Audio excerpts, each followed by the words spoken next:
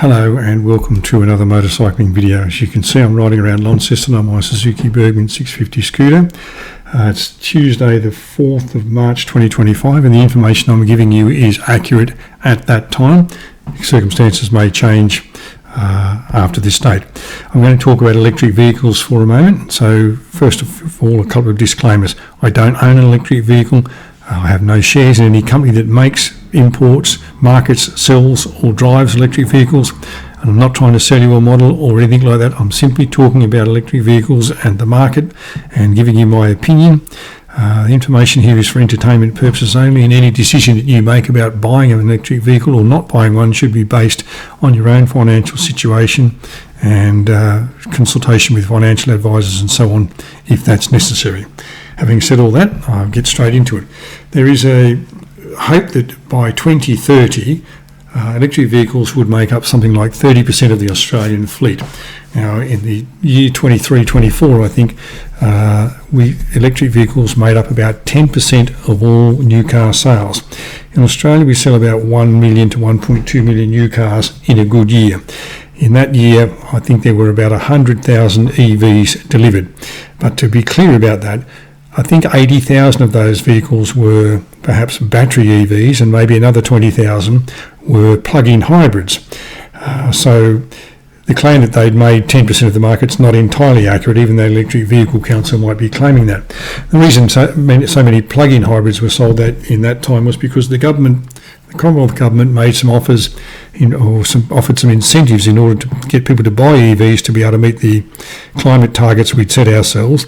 And many people thought, well, I don't really want a full EV, but if I buy a plug-in hybrid, then I'll have the battery to be able to drive around town on. And when I go on the family road trip or whatever, when the battery runs out, the petrol engine will just kick in and we won't have to worry about charging or range or any of those things. But the sales figures now seem to indicate that either sales have plateaued or sales in some particular brands and models are slightly down.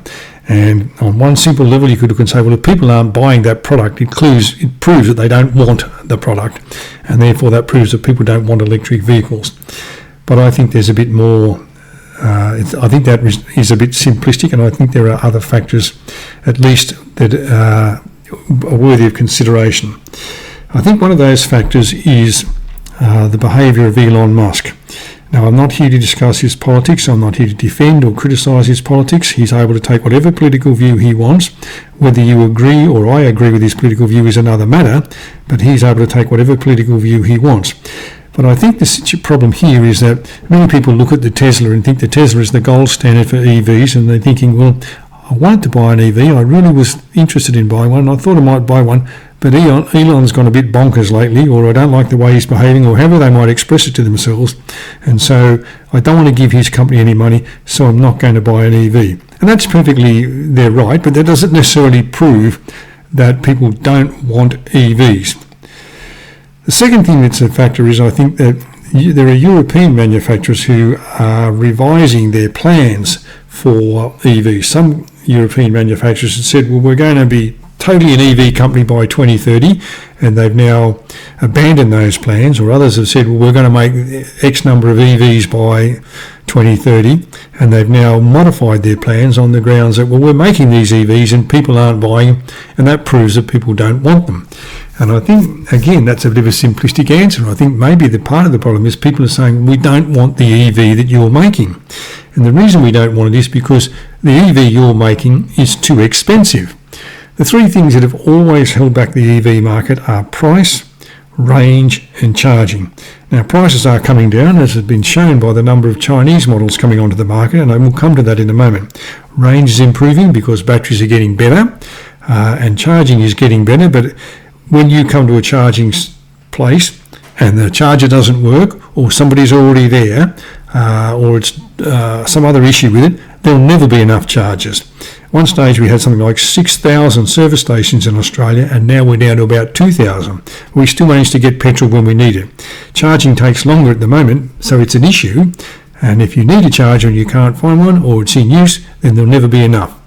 Now, coming to the issue, the Chinese issue. And I think there are a couple of factors here. The first of which is many people philosophically saying, I don't want to buy a Chinese car because doing that means I'm going to give money to Xi Jinping, and he's a dictator or an autocrat or whatever it is we're calling him today. Again, I'm not here to discuss politics in China. That's an entirely separate issue from the issue of vehicle manufacture. But what needs to be considered here is that many of the vehicle manufacturers in China, that is Chinese companies that make cars as opposed to other companies like Kia and Tesla and so on that make cars in China, many of the Chinese companies are in fact privately owned companies that are listed on the stock exchange. And so the analogy of saying I don't want to buy a Chinese car because I'm giving Xi Jinping money is like saying I don't want to buy a Ford because I'm giving Donald Trump money. That's not a sensible argument. It makes no sense. A second factor is that people of the view that Chinese cars are no good. Now, as I said, I'm not endorsing a brand or a model or anything like that, and I don't own an electric vehicle, but I have watched lots and lots of reviews from Car Source, Cars Guide, Chasing Cars, The Right Car, Drive, and several other, which off the top of my head I can't name, several other YouTube channels where the job of the people there is to review electric cars.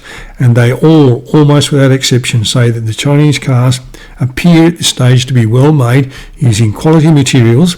They have a luxury feel to them, and they look smart and look good, which is not to say that every Chinese car is perfect, which would be like saying every car that comes out of Detroit or comes out of Thailand or South Africa or anywhere else they make cars is perfect. Some of them are duds, some of them are lemons, and some of them have faults just like every other car does. So it's not to say that every car is perfect, but as a generally sweeping statement, say Chinese cars are all duds, they're all no good and I don't want to buy one, is I think a statement that is broad, is using a broad brush that's not necessarily 100% true. If you can remember back to when Japanese cars first came onto the market, people said they're no good and no one wanted to buy one. And before long, Toyota and Mazda and the other companies were just making cars that we just bought because they were better than Holdens and Fords, and we bought so many Toyotas and Mazdas and Subarus and so on that Holden and Ford just went out of business in Australia. When Korean cars came on the market, we said the same thing, and it was true. Some Korean cars, and the first Hyundais when they came onto the market, were just terrible cars. The first Daewoo's were just terrible cars. But before long, the Koreans were producing good quality cars, and we buy so many Hyundais and Kias now that they're, I think, number 2 and number 3, or certainly in the top 5 of all selling brands in Australia, because they just make good quality cars. Now, as to whether the Chinese are making good quality cars, like I said, I don't review cars for a living, other people do, and this is what they say about them. And they say that they're independent people who are not obliged to say good things about cars that aren't any good, but for the most part they say that the cars have a luxury feel about them, the materials are good quality, and overall it's generally a good quality car. Now, I think one of the things that the Chinese have in their favour is that they have control of the supply chain in a way that the Europeans don't. European manufacturers have outsourced a lot of their manufacturing, and labour costs are higher, energy costs are higher, and the supply chains are not the same as they are for the Chinese. Labour costs are much lower in China, of course. Energy costs are lower because much of Chinese energy now comes from renewable energy. And the Chinese have the supply chains properly organised. So the car company that makes the car makes the battery and gets its materials from suppliers within China or close by, or even makes them those items themselves, so they don't have the issues that other manufacturers have. Well, we've got to get this part and it's got to come from halfway around the world, or it might get blocked up in the Suez Canal or some other place, or get caught up in the situation in Ukraine or somewhere like that. It's just very handy to the factory where the car is made, and all the parts are there. So the Chinese have the supply chain well managed, and they're able to build the car at an affordable price because labour costs and energy costs are lower, and so on.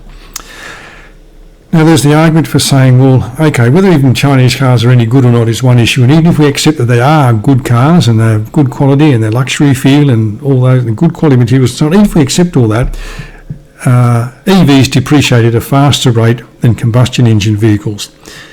And there's an argument for that, and there's some truth in it, but there is a big but that goes with it. And the big but is this. In the case of EVs, and certainly in the case of Chinese manufactured EVs, or the EVs made by Chinese companies, they have taken the view that if their vehicle is not selling in Australia, they will discount the price until it does. They've taken, I don't know if they sit down in the boardroom in Beijing or Shanghai or wherever it is and come to the same conclusions that I'm about to offer to you, but my argument is that they look at the vehicle and say, we made these vehicles for a right-hand drive market. We've shipped them to Australia. We're not going to ship them back to the factory. We're not going to ship them to another right-hand drive market. So if they're not selling at this price, then discount them and we'll sell them at another price, and we'll sell them at a lower price. And sometimes the discount is a reasonable $1,500 or something like that. Sometimes it's a bit more, like $3,000. I know in the case of the MG, they discounted one of their cars $10,000 simply because they're saying it's sitting on the lot here, it's not selling. If we discount it, we will get some money for it. Some money is better than no money. Having sold that car is better than having it sitting out on the lot there with people driving past saying, why hasn't that car sold? There must be something wrong with it. It must be a dud. So the car sold, even at a loss, is some money in their pocket rather than a car not being sold and sitting on the lot.